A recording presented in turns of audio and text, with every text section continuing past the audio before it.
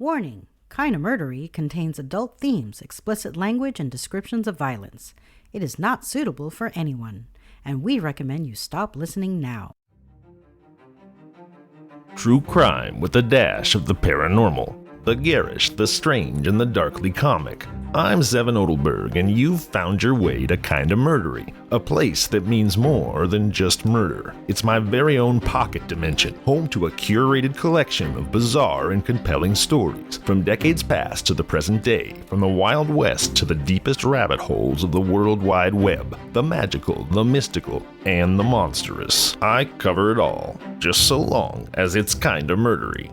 Hey everybody, welcome to Kinda Murdery. I'm your host, Zevin Odelberg. Thank you for deciding to be here. As always, I'd like to start the show by reminding you that it's my hope that Kinda Murdery can become a community of emotional support for people living with disabilities. If you or someone you know is struggling with a disability, physical or otherwise, please reach out to the show, kindamurdery@gmail.com, or @kindamurdery on social media.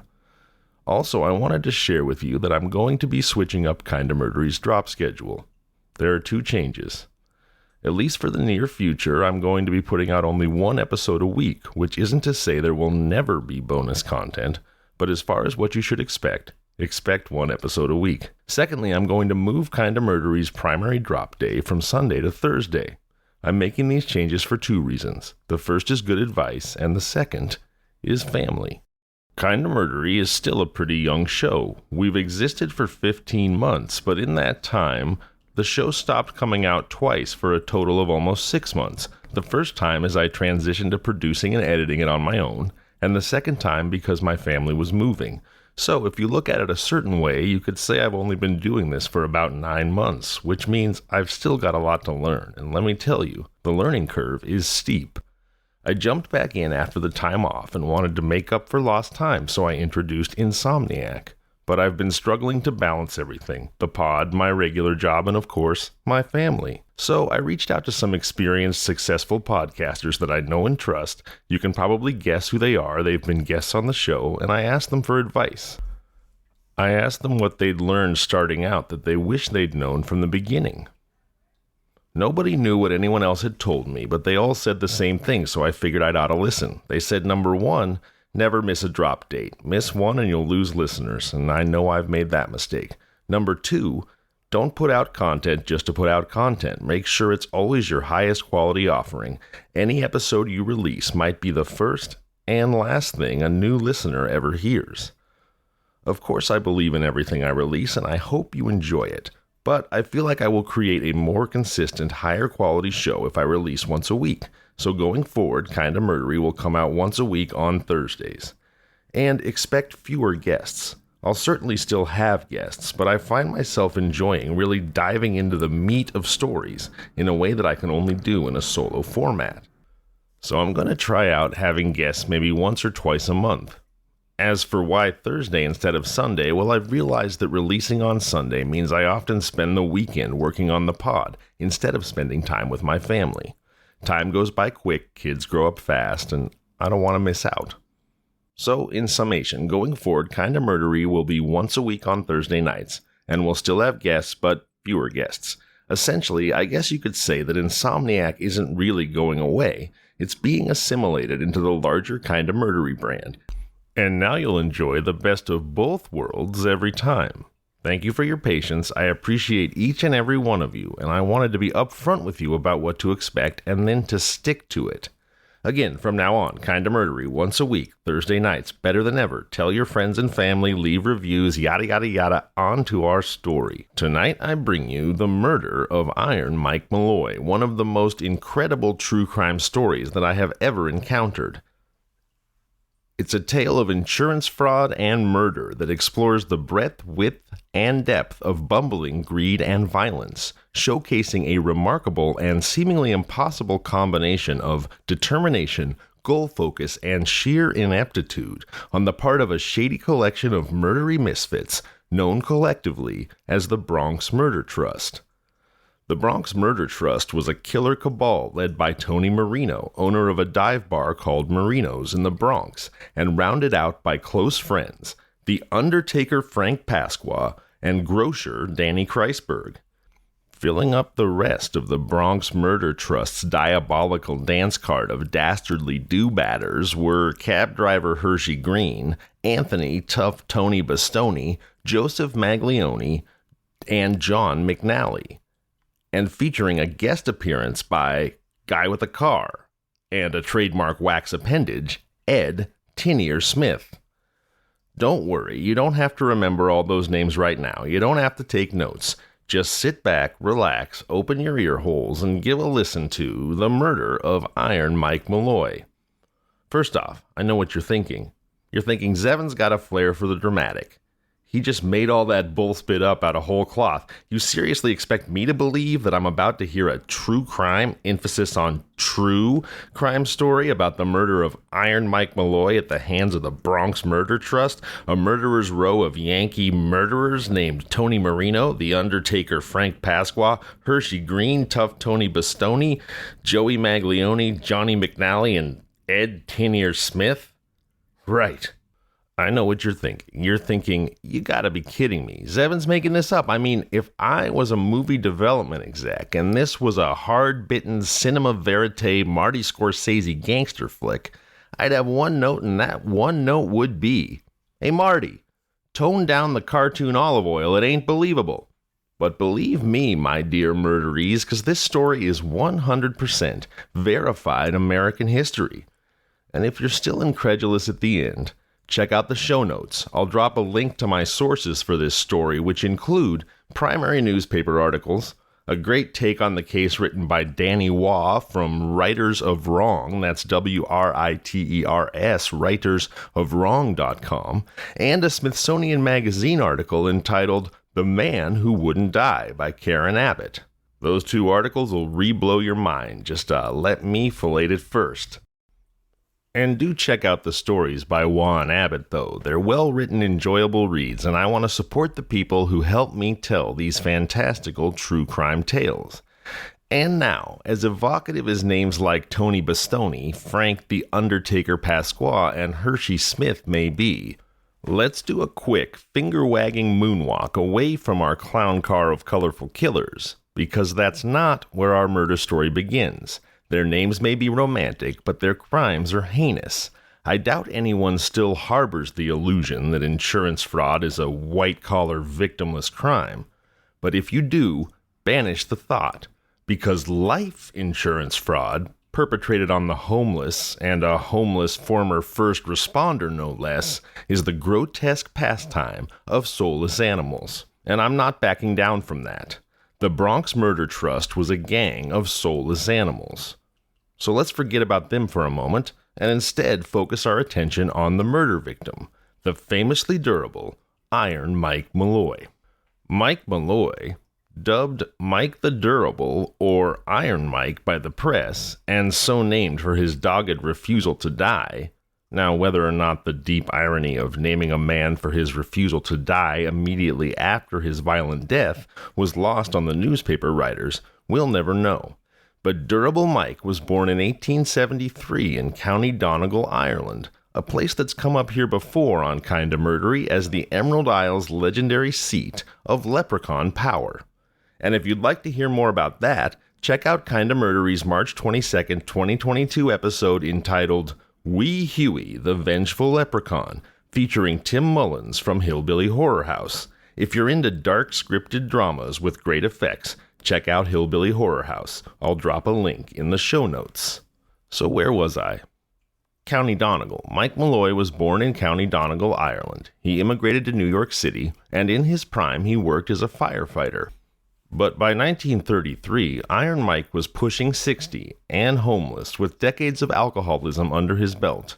And he was a regular fixture at Marino's, the speakeasy owned by Tony Marino, leader of the Bronx Murder Trust. And poor Iron Mike Malloy was about to become Marino's next victim. You may have noticed that just now I said that Mike Malloy would be his next victim, which means that he wasn't Marino's first. And the murder of his first victim, a former hairdresser named Mabel Carlson, would provide the blueprint for the slaying of Iron Mike, for it is an unfortunate aspect of human nature that once we get away with something the first time, we naturally assume we can get away with it again. And so, Mabel Carlson's tragic fate serves as grim foreshadowing of the abuse and eventual murder of Iron Mike Malloy. Here's what happened. In early 1932, homeless and destitute, former hairdresser Mabel Carlson wandered into Tony Marino's speakeasy on 3rd Avenue near 171st Street. Ghoul that he was, Marino gave the grateful woman food and drink and housed her in a furnished room near the speakeasy.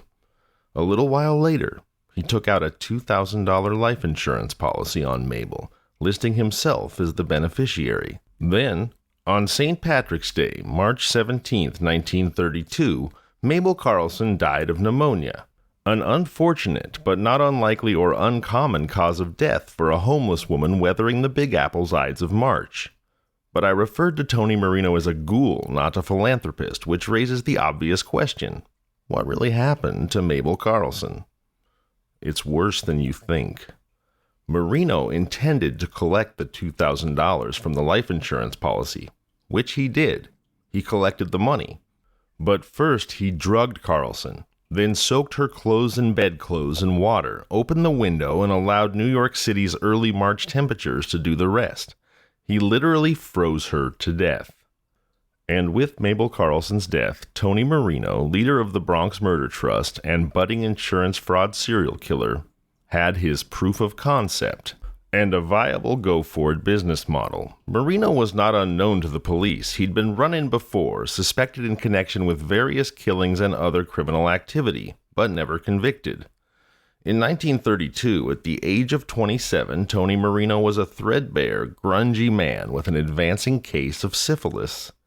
And just in case that makes him sound almost sympathetic, and certainly syphilitic, I urge you to harbor no misgivings. Tony Marino was a no-doubt, heartless, dead-eyed killer, and nearly all of his associates, the other executives at the Bronx Murder Trust, were hardened criminals, unlikely to shy away from the pathological pursuit of profit. The conspiracy to murder Iron Mike Malloy was hatched over a round of rot-gut whiskey at Marino's speakeasy on a July afternoon in 1932, just a few short months after Mabel's murder. It was a nasty, muggy, hotter than a toilet in a boiler room July afternoon in the Bronx, and Tony Marino sat on a bar stool at Marino's alongside his bosom buddies, the undertaker Frankie Pasqua and Danny, the Jewish grocer Kreisberg. Jeez, these sound like professional wrestler names, don't they? Tony, Speakeasy, Hit Hard Marino. Frankie, the undertaker Pasqua, and Danny, the Jewish grocer Kreisberg. And don't forget, down at the end of the bar was the tall, rail-thin, ever-present bar barnacle and booze vacuum known as Iron Mike Malloy, who was attempting to wheedle another drink out of the bartender, Joseph Red Murphy. And there they were, just like a wrestling match where the ultimate stakes were life and death. It was a grudge match, the Bronx Murder Trust versus Iron Mike Malloy. Marino found himself glowering at Malloy. Every goddamn morning, he thought.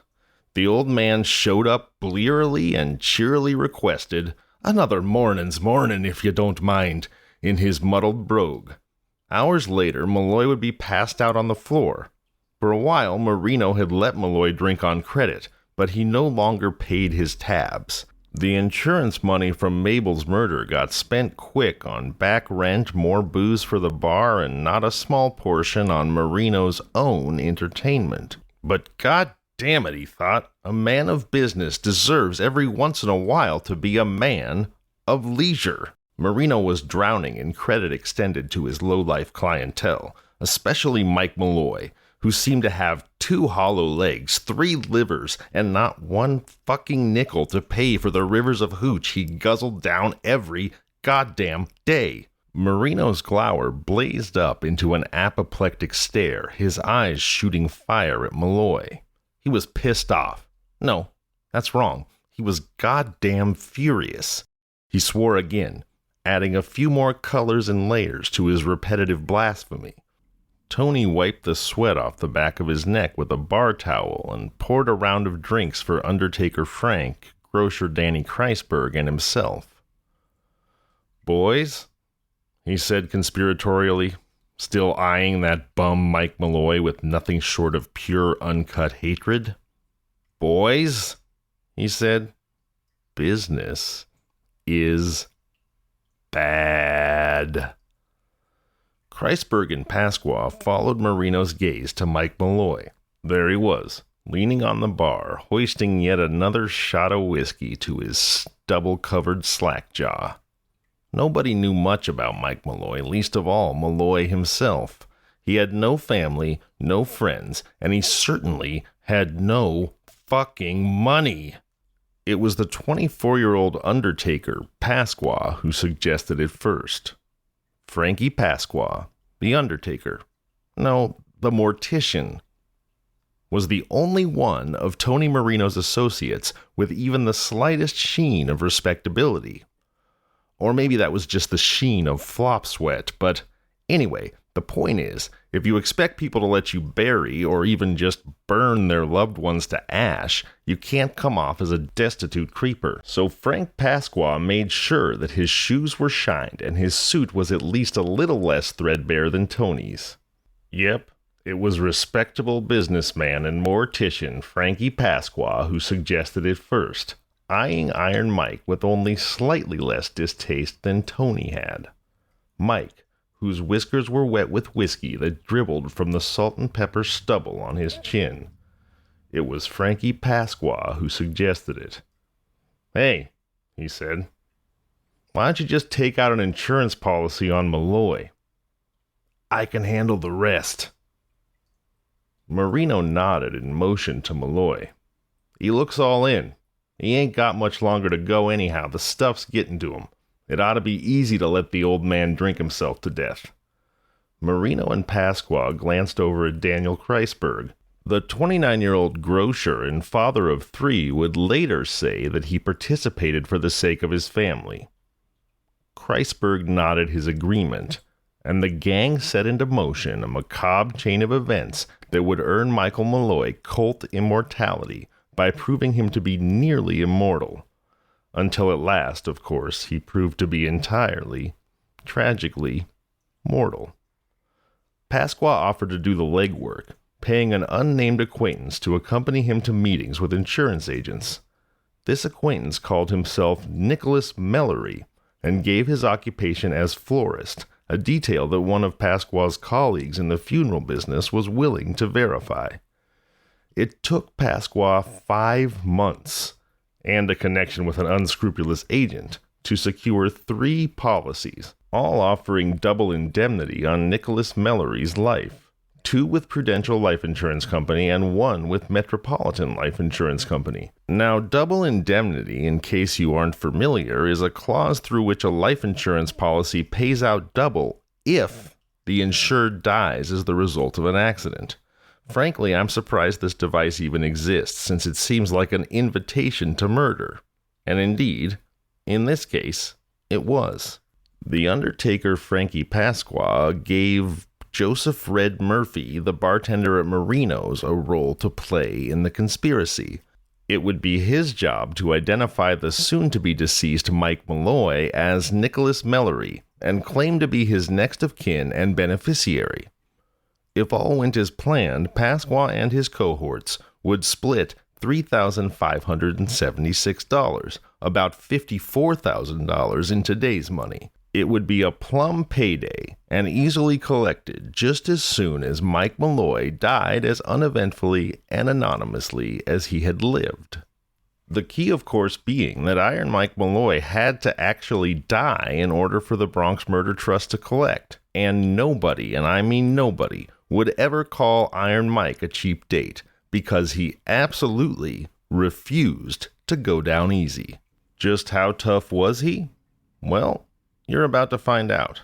The insurance murder plan was born in the sweltering heat of July 1932, and 5 months later, in the latter part of a bitter cold December, the insurance policies had been secured, and the Bronx Murder Trust was finally ready to cut the red ribbon on their homicidal plan. It was not soft-heartedness, but rather common sense that dictated the Bronx Murder Trust's initial strategy for ending Mike Malloy's life.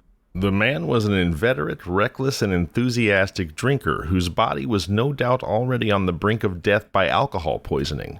And so they reasoned, simply allowing Mike to drink himself to death would be the quickest, least suspicious, and most enjoyable means to hasten Malloy's sojourn to a pauper's grave, and thereby secure the insurance payments they anticipated. Not that a pleasant demise for Malloy was high on the list of the murder trust's motivation, but even stone-hearted killers can be kind if that kindness appears to be the most efficient means to an end. And so, Marino made Mike Malloy an offer he couldn't refuse. "Listen, Mike," Marino said, clapping the drunk on his unsteady shoulder in a feigned show of camaraderie. "I'm sure you know this, but the bar business is a tough one, and I'm afraid that these days Marino's here isn't keeping up with the competition. Now I know, hell, everyone knows that loyal customers like you are the key to success, and I want to keep you happy. So here's what I'm going to do. I'm going to loosen the rules for you. Drink up, my man. From here on out, you've got unlimited credit." Iron Mike was of course delighted, stunned, certainly by this unexpected show of friendship, but nonetheless delighted. It had been decades since he'd been in a position to look a gift horse in the mouth anyway, so Mike harbored no doubts and asked no questions, but instead went straight to tipping him back with almost superhuman gusto. For Marino's part, he and the rest of the Bronx Murder Trust reasoned that a degenerate booze-hound like Mike Malloy, with his impressive resume of alcoholic experience, would, if given free rein and unlimited access to whiskey, drink himself to death in short order. Oh, how wrong they were. For 3 days and 3 nights, Malloy consumed a bottomless ocean of cheap corn liquor, pausing only long enough to pass out and then jerk awake and continue drinking. Eventually, when the bar closed, he would stumble into the street, only to return when Marino's opened and resume his favorite sport, whiskey consumption. A sport at which the world had never seen a more talented, experienced, expert, or professional athlete. Marino tipped so many bottles, pouring shots for Iron Mike, that his elbow got sore. He flinched in pain at the sharp twinge of oncoming tendinitis. Marino was forced to acknowledge that allowing Iron Mike to drink himself to death on bar credit was proving not only to be ineffective, but prohibitively expensive. It was clear that he would have to do something to hasten Malloy's expiration, lest the dedicated Irishman drink him out of a business and straight into the breadline. By this time, word of Marino's scheme had filtered into the local underworld, and 2 petty crooks, John McNally and Eddie Tin Ear Smith, called that because of his wax ear, arrived at the speakeasy to watch the Iron Mike murder show. Also present was Anthony Tough Tony Bastoni, a member of the vicious Dutch Schultz gang, and Tough Tony's sidekick, Joey Maglione. Tough Tony wasn't just there to spectate. As a mobster will do, he had muscled his way in on Marino's action, requiring a payout for himself and his buddy from the eventual insurance money. And Marino, without the backing of a violent cartel like the Dutch Schultz gang, was in no position to refuse him. Like everyone else at the bar, Tough Tony Bastoni was looking forward to his sure-thing easy money payday. And now, having observed Iron Mike enjoy himself thoroughly for 3+ days straight, Tough Tony was at the end of his patience. When Mike Malloy staggered outside for a piss or a puke or who the hell knows, Tough Tony vented his frustration to Marino. "I ain't got time for this. Let's just shoot the rummy bastard in the street." While Marino agreed with the first half of that sentiment, he was alarmed by the second, and recognized that he would have to find some way to accelerate the process before he went broke, or Tough Tony Bastoni took matters into his own hands. The bartender, Red Murphy, sensed that his boss was running short on inspiration, and observing the steam whistling out of Tough Tony's ears like a tea kettle, Red knew it would be in everyone's best interests if cooler heads prevailed. He was a bartender. which in the Prohibition years meant he was also something of a moonshiner and bathtub gin chemist. As such, Murphy was intimately familiar with all the lethal poisons floating around the country's speakeasies. In particular, the deadly, blinding, toxic byproduct of bathtub gin or shoddy distilling, wood alcohol, known by its chemical name as methanol. Methanol is a highly toxic chemical substance often found in such industrial compounds as paint thinner and automobile antifreeze. Consuming just 10 milliliters of methanol was enough to induce blindness in humans. 2 to 8 ounces was enough to kill a grown adult. Murphy suggested to the group that they accelerate their timeline by feeding Iron Mike wood alcohol cocktails. Marino loved the idea. Even the normally staid Dan Kreisberg broke into a grin and said, "Yeah, feed him wood alcohol cocktails and see what happens." The next afternoon, Murphy procured several 10-cent cans of wood alcohol from a nearby paint store. He then spent the next hour or so transferring the poison to innocuous-looking liquor bottles. That evening, Mike Malloy arrived for his usual gargantuan ration of booze. Murphy gave him a few pops of Marino's standard rot gut to get him feeling good. He then announced to Mike that they had some new stuff that had just come in today, and would he like to try it? As the plotters anxiously watched, Malloy downed a shot of booze laced with wood alcohol. To their amazement, he commented that it was quite smooth, and could he have another? Red poured him another, and another. Malloy kept drinking shots of whiskey mixed with wood alcohol and showed no signs of discomfort other than the usual symptoms of drunkenness. In the coming nights, Murphy and Marino took to lacing Malloy's drink with stronger and stronger doses of wood alcohol, finally throwing caution to the wind when they served him straight wood alcohol. Seemingly oblivious to the noxious odor and taste, Malloy guzzled this poison night after night as the Murder Trust looked on in utter disbelief, probably wondering just what the hell Malloy had been drinking all his life. After a full week's diet of raw wood alcohol, Malloy suddenly collapsed to the floor of the virtually empty speakeasy one night. The crew fell silent. Frank Pasqua, the undertaker, moved in close to check Malloy's vital signs. Mike was still breathing, but slowly and erratically.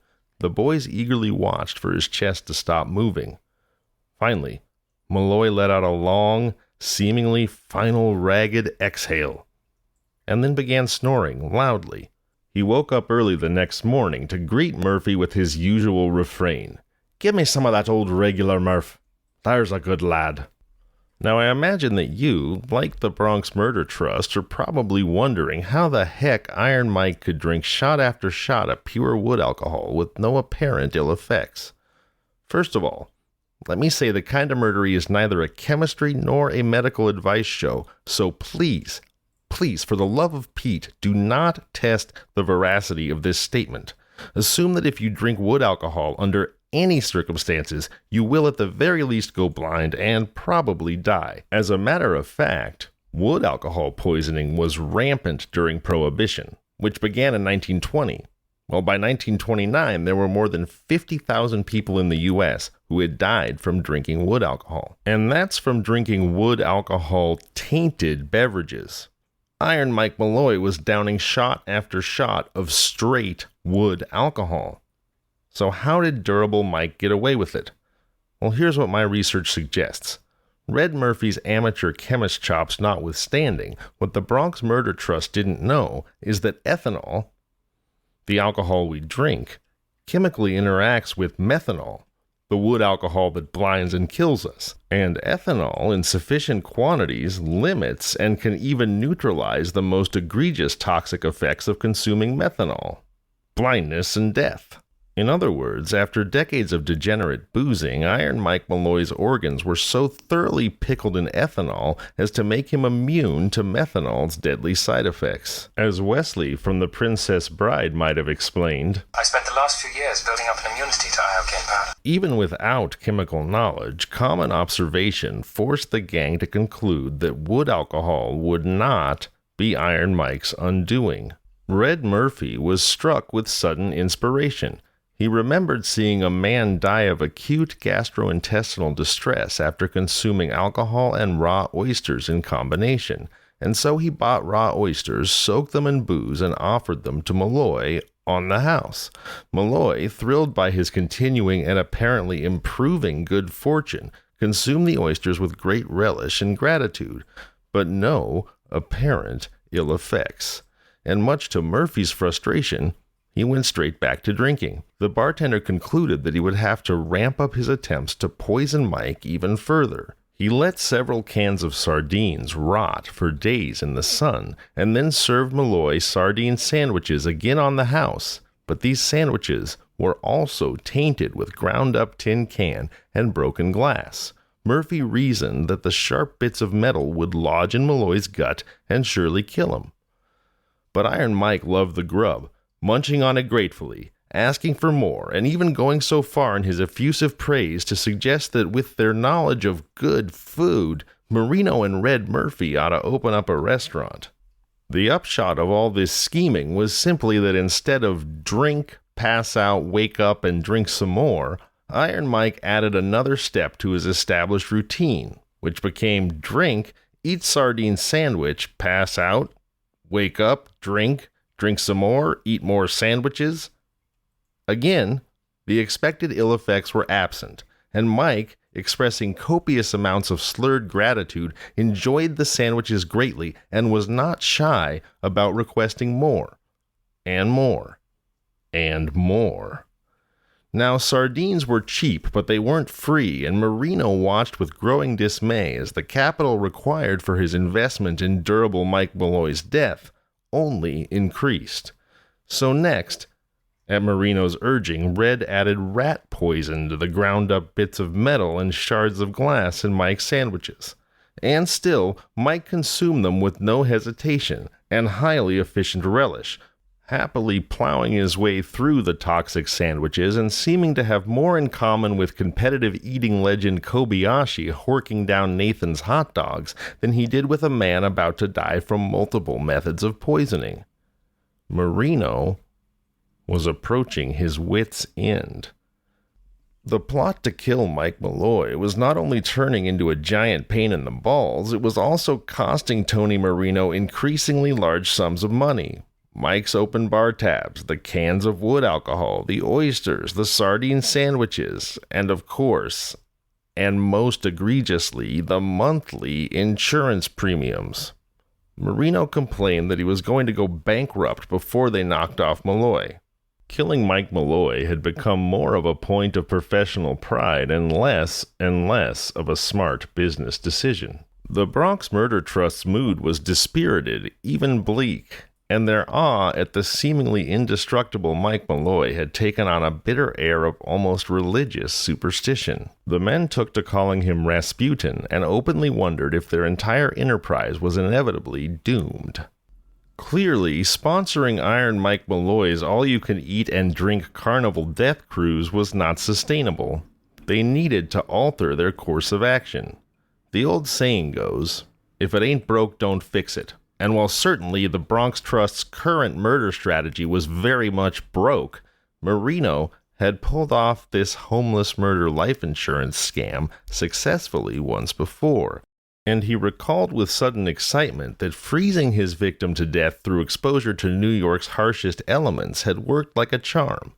Why not do it again?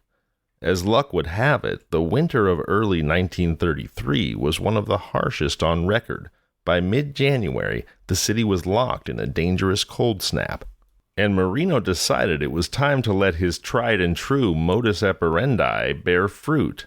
Marino and Frank Pasqua waited until Malloy passed out drunk at the bar and then hauled him outside to Pasqua's roadster. The weather, the worst of the winter of 1933, was perfect for their mission. An intense blizzard was in progress, and a demonic wind straight from the bowels of hell blew in from the northwest. The temperature was bone-chilling, -14 degrees Fahrenheit. The two conspirators drove in silence to Crotona Park, a few blocks to the east. Once they were there, they dragged the unconscious Malloy into the snowy park. This task was not as easy as it sounded. Neither Marino nor Pasqua were great physical specimens, and Malloy was not a small man.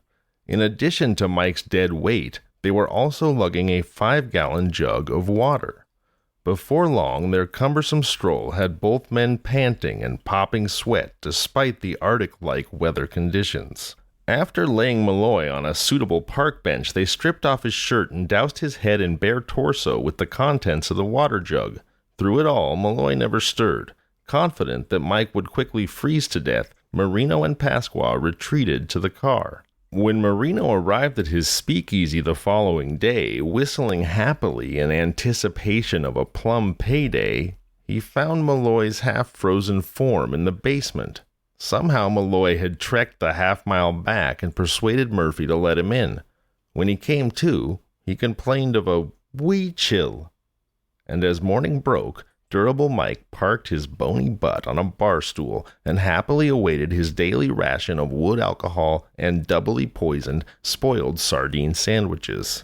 February was rapidly approaching, and with it another round of insurance premium payments. The Brooklyn Murder Trust was desperate, and they resorted to declaring open war on the seemingly indestructible person of Iron Mike Malloy. The friendly days of tainted oysters, broken glass sandwiches, free wood alcohol, and midnight exposure to -14 winter nights were a thing of the past. It was time to take a more direct approach. Suspicious insurance agents be damned. One of the gang, John McNally, wanted to run Malloy over with a car. Tinier Smith was skeptical, but Marino, Pasqua, Murphy, and Kreisberg were intrigued. Tough Tony Bastoni's sidekick, Joe Maglione, offered the services of his friend, Hershey Green. On the surface, Hershey was a harmless cab driver. In reality, Harry Green was a heartless sociopath who was eager to try out murder for the first time. For a $150 cut of the insurance money, Green was willing to run Mike Malloy down in the street with his cab. It seemed that deliverance was finally at hand for the Murder Trust. They all piled into Green's cab, a drunken Malloy strewn across their feet. Green drove a few blocks and stopped. Bastoni and Murphy dragged Malloy down the road, holding him up crucifixion style by his outstretched arms. Green gunned the engine. Everyone braced. From the corner of his eye, Maglione saw a quick flash of light. "Stop!" he yelled. The cab lurched to a halt. But it turns out it was just a woman in a nearby apartment turning on her light, and so Hershey readied himself for another go at running down Iron Mike Malloy. Green reversed his hack the requisite 2 blocks for another try. Once Malloy was propped upright in the street, the cabbie floored his accelerator.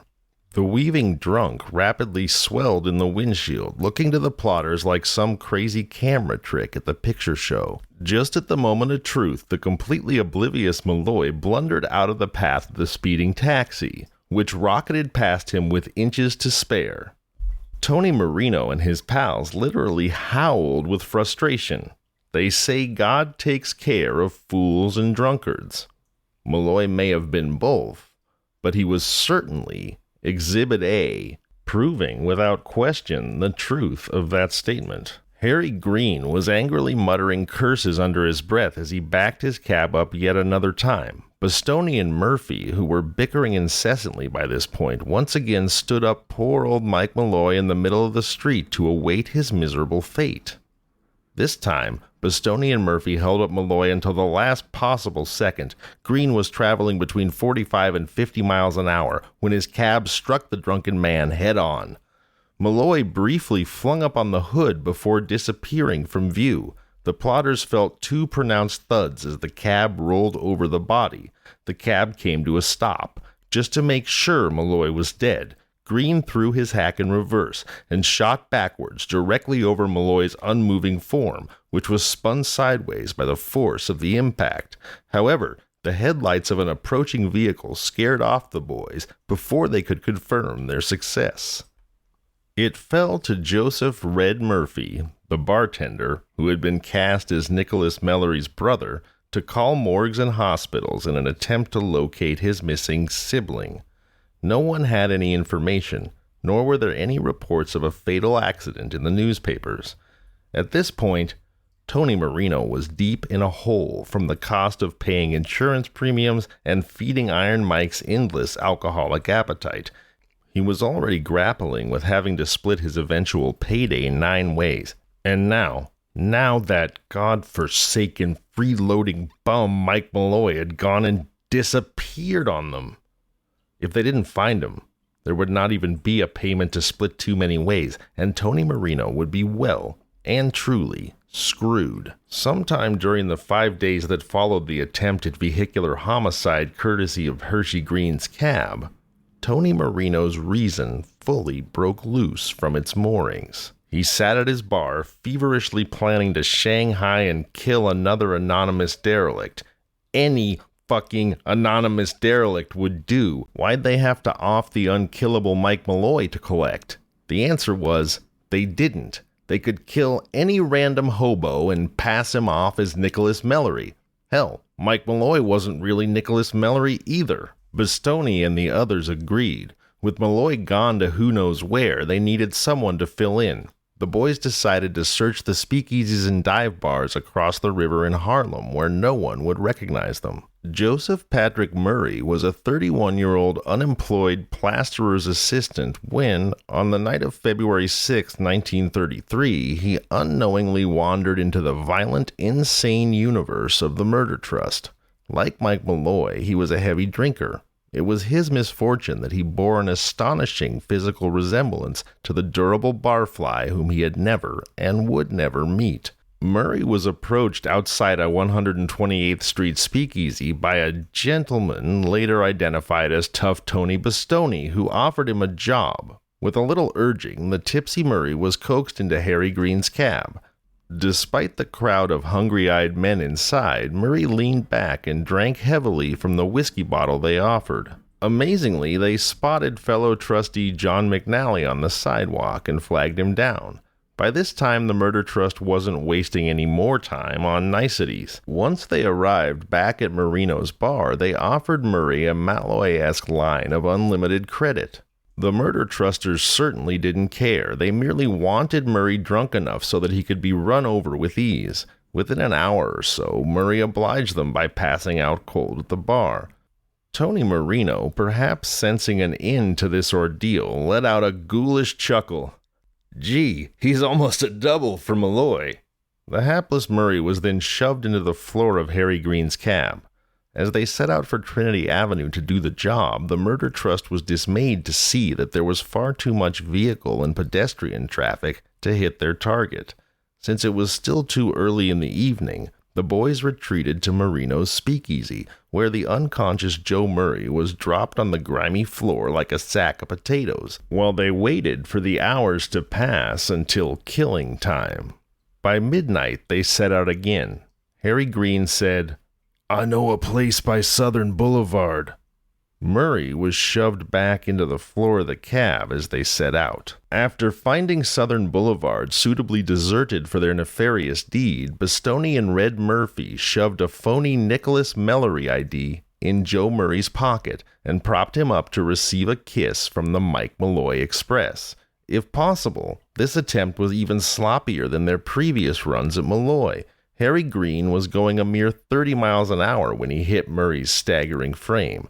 After seeing the poor man crunch under all 4 wheels, the Murder Trust figured he had to be dead. At the lights of an approaching car, they split. When Green and Joe Maglione returned his cab to the garage around 2 that morning, Harry got word that the cops wanted to see him. Both murder trustees blanched. Green was interviewed by NYPD Detective Lloyd of the 40th Precinct, who wanted to question him about reportedly hitting a pedestrian earlier in the evening. Unaware of the bizarre conspiracy that he had inadvertently stumbled onto, Detective Lloyd allowed Harry Green to leave around 5 that morning. Green and Maglione promptly woke up Tony Marino and told him of their grilling. All 3 agreed that even if Murray died, they couldn't collect the insurance money. While they weren't in jail yet, the sudden prospect of heat from the cops was unsettling, to say the least. With Joe Murray clinging to life in the hospital and Mike Malloy still missing, the Murder Trust was at a crossroads. They could either call the whole thing off or search for yet another victim.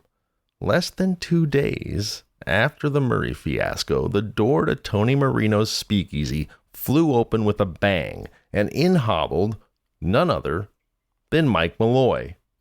Although banged up and swathed in bandages, he was otherwise fit as a fiddle.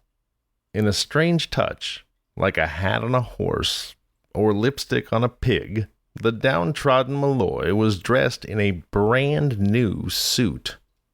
Marino, Pasqua, and the rest of the murder trust could only stare at him, jaws agape. Every member of the trust was damn near out of money at this point.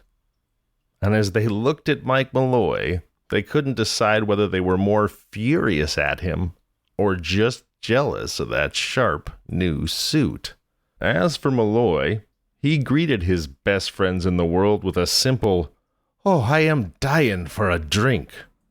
Iron Mike didn't remember too much. He'd been pretty shit-faced after all. He remembered the taste of Tony's booze, the sharp cold of the night air, the bright gleam of car headlights. Then bang! Blackness. Next thing he knew, he was in the hospital with a broken collarbone and a concussion. A passing beat cop had come upon him and called an ambulance to take him to Fordham Hospital. It turned out that Mike Malloy had been listed in the hospital under his real name, thus explaining why Red Murphy had come up empty when he called Fordham looking for Nicholas Mallory. A charity organization took pity and outfitted him with this here suit. "Anywho," he said, "I'm just glad to be back here with me good friends, and I sure am dying for a drink." Taking his cue, Red Murphy reached for the jug of wood alcohol and poured Malloy a stiff one. The eye-watering stench of methanol rose heavily from the bar and quickly permeated every crevice of Marino's shitty little saloon. It was a wonder that the paint on the walls hadn't started to dissolve. It was later left to the New York Times to dryly sum it all up with this headline: "Gin resists motor car." The murder trust was utterly defeated. Every plan they cooked up that should have succeeded ended up failing miserably. In a bitter yet fitting irony, even if their early attempts to kill Malloy had worked, they would not have been paid a cent. The insurance policies for Nicholas Mallory were double indemnity. While death by automobile qualified for double indemnity, death by liquid poisoning, hypothermia, tainted seafood, and ground tin and broken glass sandwiches did not. The murder trust had been unknowingly shooting themselves in the foot since day one. As a bonus, Malloy, blissfully ignorant of the sinister forces at work against him, was still hanging around the bar, drinking large amounts of wood alcohol. Indeed, Malloy probably thought he had never had it so good. Unlimited booze and free lunch, a warm place to hang his hat on cold winter nights, and good conversation with his friends. Never mind that he might occasionally wake up half naked on a park bench or concussed in the middle of the street. Mike Malloy had finally found a place where he felt at home. It was the very definition of insanity. By mid-February, both Tony Marino and Frank Pasqua were teetering on the edge of a nervous breakdown. That point of dementia where they began to believe that Mike Malloy could not be killed under any circumstances. A small fortune was so close they could taste it. Only one apparently indestructible man stood between them and their money. Finally, they decided that tough Tony Bastoni had been right all along. Only straight-up murder would work. Late in the afternoon of February 22nd, 1933, all appeared to be normal in Tony Marino's speakeasy. Red Murphy stood behind the bar helping himself to the inventory, while Marino sat at a nearby table glancing indifferently over a newspaper. Tough Tony Bastoni and another man named James Salone were drinking at the bar, as was Charter Murder Trustee Dan Kreisberg. Per usual, Mike Malloy sat at the bar nursing a drink. For a change of pace, Malloy was drinking regular whiskey. The small saloon was blessedly free of the overpowering stink of wood alcohol. In a surprise move around supper time, Bastoni challenged Malloy to a drinking contest. Already quite sloshed, Mike eagerly accepted. Glasses of whiskey were poured. Soon after starting, Tough Tony gave Red Murphy a menacing look. The bartender knew what that look meant and deftly switched out Malloy's whiskey for wood alcohol. Bastoni and Malloy slugged it out for about 20 minutes.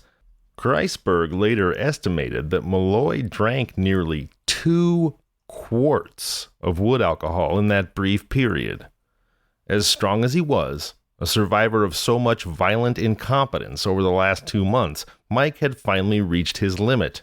Malloy swayed at the bar, clutching the rail as his cast-iron constitution struggled against the surfeit of methanol now coursing through his system. Mike slowly sank to the floor as he passed out, while Tough Tony whooped and raised his arms as if he'd just won a title fight. Red Murphy got his arms around Malloy and half-dragged, half-carried him nearly a mile through their Bronx neighborhood to a furnished room at 1210 Fulton Avenue. Dan Kreisberg and Tough Tony Bastoni trailed behind them. None of the murder trustees seemed too concerned that a passerby might notice them dragging an unconscious derelict along the sidewalk. As Bastoni stood guard outside, just to make sure those little shits don't chicken out, the huffing and puffing Murphy lugged Malloy up to the room. The landlady of the building, Delia Murphy, no relation, heard the commotion and asked what was happening. A surprisingly quick-thinking Red told her that his brother was feeling ill and he needed to lay down. Once inside the room, Red Murphy deposited Malloy on the bed. Murphy and Kreisberg put into motion the plan that Frank Pasqua had outlined over the last week. A rubber hose would be connected to a gaslight fixture, and the opened end fed down Malloy's throat. The resulting stream of poisonous fumes would succeed where they all had so frequently failed. After they connected the hose to the valve, they were dismayed to discover that it wouldn't reach the bed. Murphy and Kreisberg merely stood over the semi-conscious Malloy, blinking stupidly at each other and the too short hose. They solved their dilemma by dragging Malloy onto the floor. Murphy then stuffed a towel in Malloy's mouth and fed the open end of the hose down his throat, while Dan Kreisberg turned on the gas valve. A hissing sound filled the room as Murphy held the hose down fast. Malloy seemed to sense what was happening and began squirming and moaning. Mike's face turned purple as he fought valiantly to live. Suddenly, Red Murphy let out a disgusted grunt. "Christ, the son of a bitch pissed all over me." Seemingly in response, Malloy stopped struggling and breathing. The moment they had all been so desperately seeking was at hand. Well, on February 21st, 1933, 7 months after the Murder Trust first convened, Michael Malloy finally died in a tenement near 168th Street, less than a mile from Marino's Speakeasy. A rubber tube ran from the gaslight fixture to his mouth, and a towel was wrapped tightly around his face. Dr. Frank Manzella, a friend of Pasqua's, filed a phony death certificate citing pneumonia as the cause. The gang received only $800 from the Metropolitan Life Insurance Company. Prudential wouldn't pay out. Murphy and Marino each spent their share on a new suit. An investigation ensued. Everyone began talking, and everyone eventually faced charges. I gotta tell you, I'm pretty furious with the Bronx Murder Trust here. I mean, murdering anyone is horrific, horrible, terrible, of course. But these assholes went and killed probably one of the most impressive human specimens in recorded history. I've never heard of anybody like Iron Mike Malloy. Frank, the Undertaker Pasqua. Tony, Speakeasy and Hit Hard Marino. Daniel, the Jewish grocer Kreisberg. And Joseph, Red Murphy, were tried and convicted of first-degree murder. As for Tough Tony Bastoni, his buddy Joe Maglione shot him to death in a dispute over their share of the insurance money. Pasqua, Marino, Kreisberg, and Murphy tried to pin their crimes on the dead Bastoni, but as I mentioned, it did not work. They were tried and convicted and sent to Sing Sing. Perhaps, one reporter mused, the grinning ghost of Mike Malloy was present in the Bronx County Courthouse. The charter members of the Murder Trust were sent to the electric chair at Sing Sing, which killed them all on the very first try. You've just heard the murder of Iron Mike Malloy. If you enjoyed tonight's show, please tell your friends and family. Subscribe, follow, leave a review. It really, really helps. Thanks for listening, everyone. I'm Zevin Odelberg, and this has been Kinda Murdery. If you've enjoyed today's Kinda Murdery, please tell your friends and family. Tell strangers. Leave a review. It's the best way to ensure that I can keep telling that special brand of bizarre and terrible tales that you'll only find here on Kinda Murdery.